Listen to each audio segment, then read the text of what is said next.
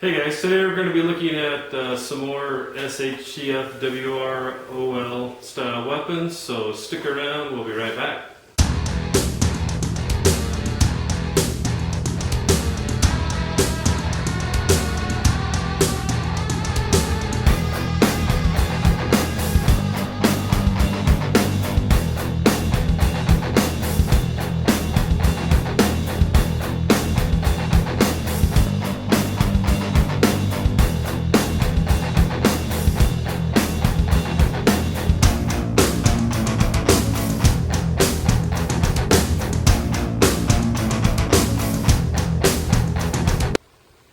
Well, hello YouTube! Hey guys, it's Fletch. Welcome back to the Big Sky Tactical channel. And today we're toughing it out in the garage, even though it's pretty darn cold out here. So if you see my breath, you'll know why. Today we're going to look at some other SHTF WROL NSIG normal society is gone type weapons. And many of these weapons have been fabricated kind of for that purpose, and also just for one, fun, two, to learn welding skills.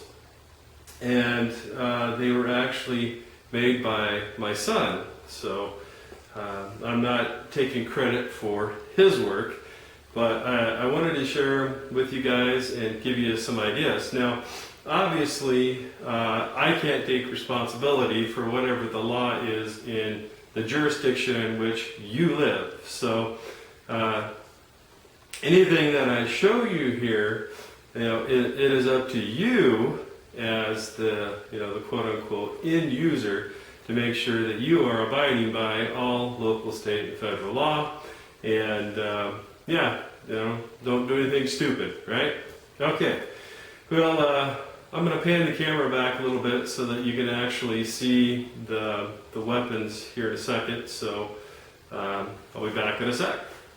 All right, YouTube, we're back, and like it in the first section of this video, where I was showing you that, many times, ornamental type or style swords, if that's all you have, that's certainly better than nothing. As the old saying goes, something is always better than nothing every day of the week and twice on Sunday. God forbid, especially if you live in a godforsaken place like Chicago, New York City, California, places like that, where they try to take away your God-given rights to, and your Second Amendment. So, you may need some options, some other things that you can use, or, God forbid, there may be a time when, even if, you do prepare, that you run out of ammunition. So, other options are always good, right? And if nothing else, God forbid that that time, quote unquote, might ever come. You might, look back into some of the designs and some of the things here that I'm sharing with you, and it might jog your memory, and it might be of use and benefit to you. So, first thing, this is what I would say is a ornamental saber. It's not quote unquote fighting quality, but again, if this is all you had to save your life, it's certainly better than nothing. And again, like we talked about in the first video, even if this is all you have or is what you're carrying, it kind of depends on your philosophical bent too, honestly. But to me, if a guy or a gal was at least carrying something like this, it would come across as I'm not a victim, rather than someone that shows that they're carrying nothing to protect themselves, right? And by that same vent as well, I'm purposefully wearing a BDU top as I'm making this video, because if the defecation really ever does hit the oscillation and you live in a rural environment where there's lots of other people around and you're wearing something like this, you're probably going to stick out like a sore thumb. And my guess is that there's plenty of times that that's not going to be in your best interest. So again, ornamental type swords, these can be found at garage sales, secondhand stores, things like that. So don't overlook them. Here's another little idea. This is ornamental dagger, something like this. It could be concealed on your body. Again, not fighting quality. It's not a cold steel, nor am I implying in any way, shape, or form that you would be better off to have this than a quality weapon. I absolutely am not. I've given these to you as ideas of things that you might be able to do to protect yourself when this is all that there is. Okay? So, please don't be rolling in here, trying to, make other people feel bad or whatever because they don't have, a cold steel or, whatever name brand, you espouse to as your preferred brand. So, that's the spirit from which this is coming from. So again, just keep in mind, keep an eye, little things like this. Here is an example. This is actually fairly lightweight. It's all metal design. And this is, and some of you guys that are medieval aficionados, you're probably going to correct me on the names that I'm giving these, but this might be what you call a hammer. And this is a blunt force weapon. And then on the back side, it's obviously got a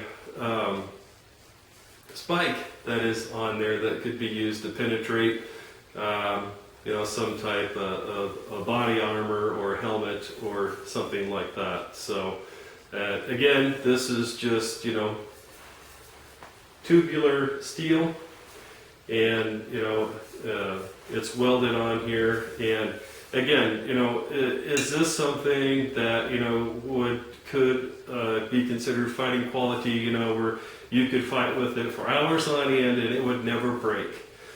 I don't know, we haven't tried that, but we have, for fun, just as the old saying goes, shits and giggles. Tried, smacking them against logs and splitting wood with some of these weapons and things like that, and they've all held up very well. But again, this is just scrap iron, and is welded on there, and then obviously you grind down the welds and try to make it look halfway decent. And then if you wanted to, you could do other things like add some type of grip on here. If you wanted to, you could use a bed liner to coat these so that they have a really nice grip on them. But so there's one idea of a hammer. Now this one is quite a bit heavier. And I would say that this one is probably a little bit more impractical. It has, some very sharp edges on here, so, it could be considered to be not only an impact weapon, but also, it could cut or gouge you pretty well. But it does weigh quite a bit just from the stock that was used to make this. And if you look in the camera, this part here is actually 4 plates of stock welded together, and then they're welded onto it. And again, basically the same design. They've got a hammer with a spike on the back. So there's another idea. And here's yet another idea of something that you might use. And again, this part here, this is a piece of a pipe. This is a piece of a pipe, and it's welded on. So this This is, a one-handed weapon where, you've got your spike on that end and you've got blunt force instrument on that end. So again, an idea, right? Here is a mace or a morning star. Again, this is the same scrap steel, scrap chain, and this is scrap iron that was welded together. The chain is welded to it, and obviously this is a flailing weapon, and no, I don't know how to use this, to be quite honest with you, and I'm not even going to pretend that I do. However, as you might imagine, this weapon, with some of that practice with it, and actually had some idea of what they're doing, could be particularly nasty, right? So there's another idea. All right, so based on the same idea of the one that we just looked at, here's another one. This is about a 3-foot piece of scrap. It's got chain welded to it, and then about an 18-inch piece with a bit of chain in it. And again, the same thing with the end, with scrap metal steel being welded on there into making like a mace head or a morning star or something like that. And in the medieval times, the point or the use of something like this was that if you were fighting with someone and you came over the top like this, and they had something and they put up their weapon to block you like this, the idea being is that as you're blocking, this part comes over the top and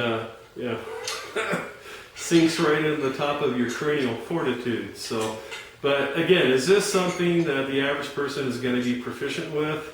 Just because you make it? No. Obviously, this is something that you're going to have to practice with, and otherwise, you're probably going to hurt yourself. Unfortunately, maybe as much as anyone else. So, but again, it's an idea, right? All right, so here's another idea of something that you might make, and as you can see, this is, some type of, a two-handed axe. And yes, guys, I'm well aware that there are names like Bill, Pike, Warhammer, yada yada yada, things like that. But just as sure as God made little green apples, as soon as you start, quote unquote, naming something, someone is going to feel like that they're filling their oats, so they're going to roll in a video and show the whole world that they're an aficionado, and by God, they know what the real name of that thing is. So in that light, that's basically a two-handed axe, and this particular weapon I can tell you that it is very devastating, and it's perfectly capable of chopping down a tree, splitting a log, and putting a world of hurt. And then, obviously, there's a spike on the backside of it as well. So, if you ever needed, it's the old saying, like in the medieval times, that you had the different kinds of weapons for different things. You had a slicing style weapon, a blunt force or bludgeoning style weapon. You had piercing style weapons, things like that. So when my son was making these, he was part of a research project, also in studying medieval weapons, and so he was trying to combine the different technologies. But again, just an idea, something else that's out there. The blade here, scrap steel, the little spike on the back, scrap steel, and the handle or the tubing, same thing. So there you go.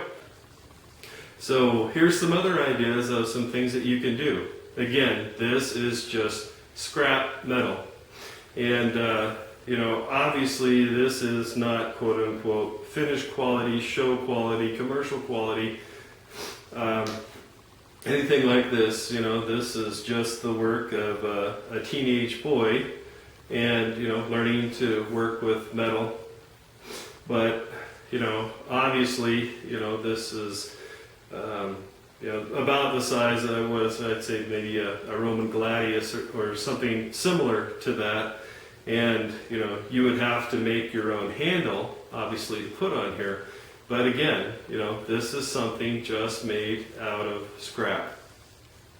And, there is an edge on here that's sharp enough that could put a world of hurt on you. And, if this is all you have, this is better than nothing. And so, again, remember, that is the scenario in which I'm giving you this information.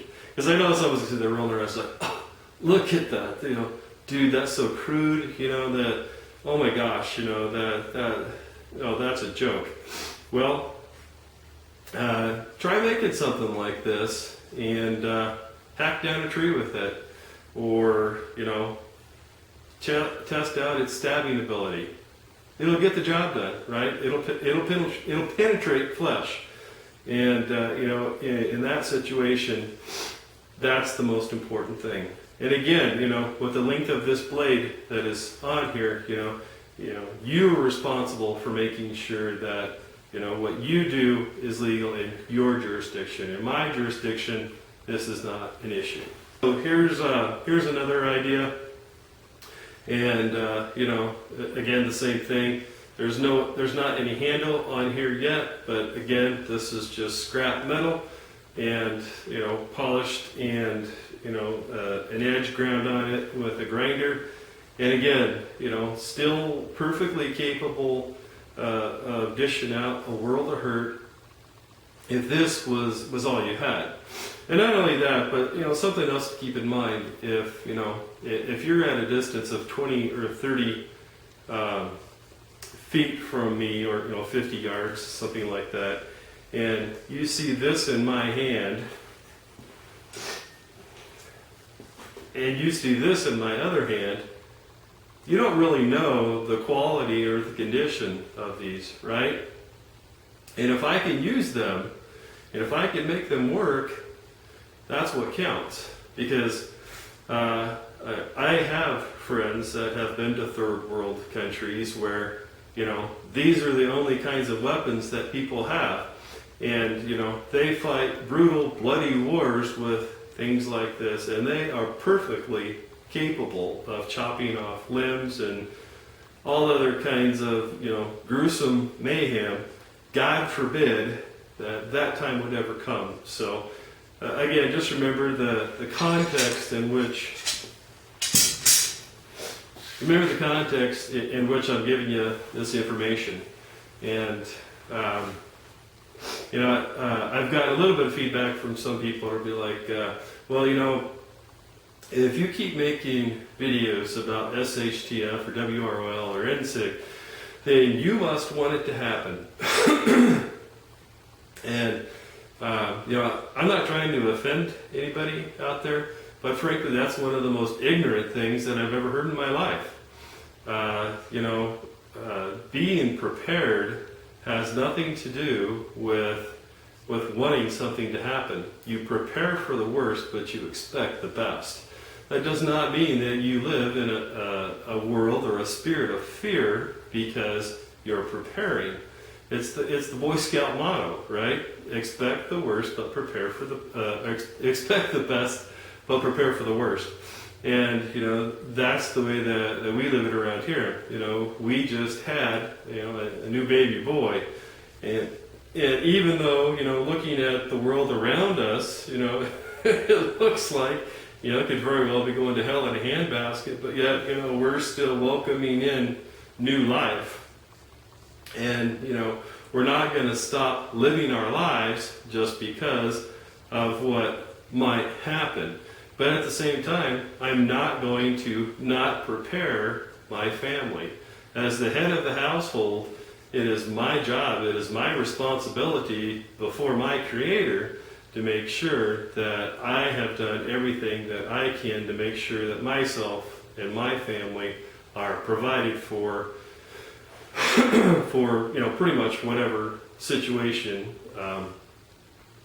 within a reasonable magnitude, obviously, might happen or we might experience. So, well, guys, that's it. If you have any questions about this stuff, please feel free to post your questions.